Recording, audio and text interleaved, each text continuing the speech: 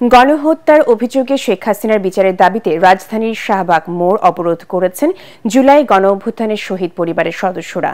বেলা 11:15টার দিকে তারা সড়ক অবরোধ করেন। শহীদ পরিবারের সদস্যদের অবরোধের কারণে রাজধানীর অন্যতম গুরুত্বপূর্ণ এলাকা শাহবাগ মোড় দিয়ে যান চলাচল বন্ধ রয়েছে।